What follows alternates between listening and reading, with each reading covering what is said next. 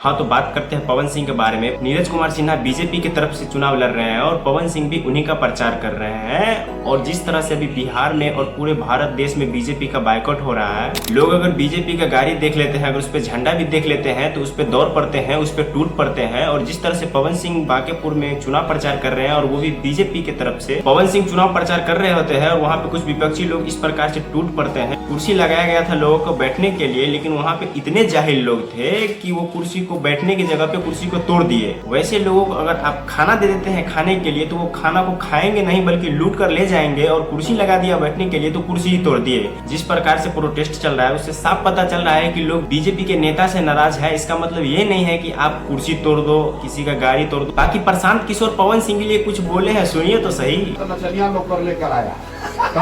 कल पवन सिंह आए कि बिहार में शराबबंदी है, तो जरा पूछिए कि पवन सिंह का काम कैसे चल रहा है। बाकी एक बात जान लीजिए कि पवन सिंह यहाँ पे सिर्फ चुनाव प्रचार करने के लिए ही आए हैं, इसके अलावा आपको दिखने वाले नहीं हैं। यहाँ तक कि मनोज तिवारी भी ग्राउंड में उतर चुके हैं और धाव के फांकी पे फांकी मार रहे हैं। बाकी कौन विजेता होगा ये तो जनता का हाथ में है। हाँ, तो विशाल सिंह और नितेश यादव बिहारी के बीच जो कंट्रोवर्सी हो रहा है ये भली भांति आप लोग देखे होंगे। और विशाल सिंह पटना आता है और उसे पहले बता देता है कि मैं पटना आ रहा हूँ, और वो हर जगह पे थोड़ा देर जाके रील बनाकर वहां से गायब हो जाता है। जिसके बाद नितेश यादव को काफी गुस्सा आता है और वो उसको खोजने का प्रयास करता है, लेकिन वो मिल नहीं पाता। विशाल सिंह पूरा कॉन्फिडेंस में रहता है कि मुझे क्या ही उखाड़ लेगा, बिहार जाऊंगा तो मुझे क्या ही कर लेगा। लेकिन नितेश यादव जिस प्रकार से एक पोस्ट डालता है जिसमें न जाने अनगिनत गाड़ियां होता है, और वो काफिला देखने के बाद वो पूरा बौखला जाता है और बोली से भी लटपटाने लगता है। उसके बाद बोलता है मैं गुंडा नहीं हूँ, मैं एक्टर हूँ, तुम ही लोग गुंडा है। अब ये मेरा लास्ट वीडियो, इसके बाद मैं एक्टर हूँ, मैं तेरी तरह गुंडागर्दी नहीं करता हूँ। और आज के बाद तुम लोगों पे हमारा वीडियो नहीं आएगा।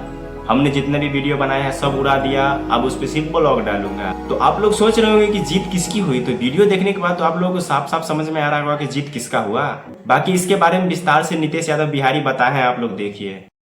सबसे पहले रात में 500 स्टोरी लगाता है कि पटना आ रहे हैं। चल भाई पटना आया तो तुम टाइम और डेट सब कहाँ मेंशन किया था कि इतना बजे यहाँ आएंगे, इतना बजे यहाँ आएंगे। तुम सुबह सुबह पटना पहुँचा, ब्रिज का स्टोरी लगा दिया और पटना लिखकर और मढ़ौरा निकल